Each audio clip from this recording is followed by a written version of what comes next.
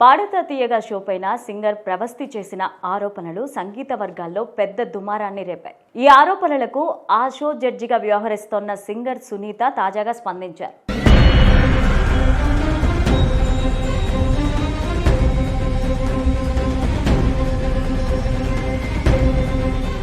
ప్రవస్తి ఒక్కొక్క ఆరోపణకు స్పష్టమైన సమాధానం ఇస్తూనే తాను ఎలాంటి పక్షపాతంగా వ్యవహరించలేదని, ఎలిమినేషన్ టైంలో ఎలాంటి పార్టీ ఇవ్వలేదని స్పష్టం చేశారు.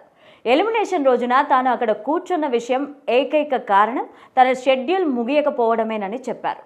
కీరవాణి గారు పెళ్లిలో పాడడం పైన చేసిన వ్యాఖ్యల్ని ప్రవస్తి వ్యక్తిగతంగా తీసుకున్నదే తప్ప అలా భావించాల్సిన అవసరం లేదన్నారు సునీత. అలాగే ప్రవస్తి తల్లి స్టేజ్కి వచ్చి ట్రోఫీని వదిలేసి చరణ్ చేతిలో ఉన్న మైక్ను లాక్కోవడానికి ప్రయత్నించిందని, తనను చూస్తూ నువ్వే మోసగత్తమని ఉద్దేశపూర్వకంగా మాట్లాడిందని చెప్పారు.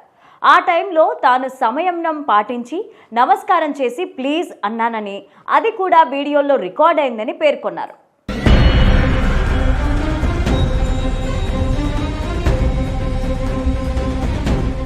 ప్రవస్తి చేసిన ఆరోపణలేవి నిజానికి దూరమై ఉన్నాయని, షోలో భాగంగా జరుగుతున్న సాధారణ వ్యవహారాలను ఇతర కోణంలో చూపించడం తగదన్నారు.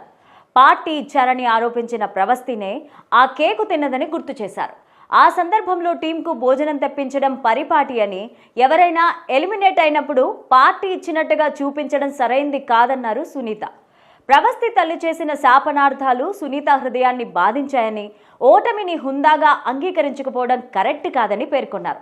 గెలుపు ఓటమి రెండూ కాంపిటీషన్లో భాగమేనని, ఓటమిని గౌరవంగా తీసుకోవడం అవసరమని సూచించారు సునీత. తమ పైన ఆరోపణలు చేస్తున్న వారు గెలిచినప్పుడు కాళ్లకు దండం పెడతారని, ఓడిపోతే విమర్శలు చేస్తారని, అది సమంజసంగా ఉండదని పేర్కొన్నారు. చివరిగా నిన్ను ముద్దు పెట్టిన అదే తల్లి హృదయంతో చెప్తున్నా, నీ ఆవేశాన్ని తగ్గించుకొని మంచి పాటలు పాడాలని ఆశిస్తున్నా అంటూ సునీత తన బాధను కూడా వ్యక్తం చేశారు.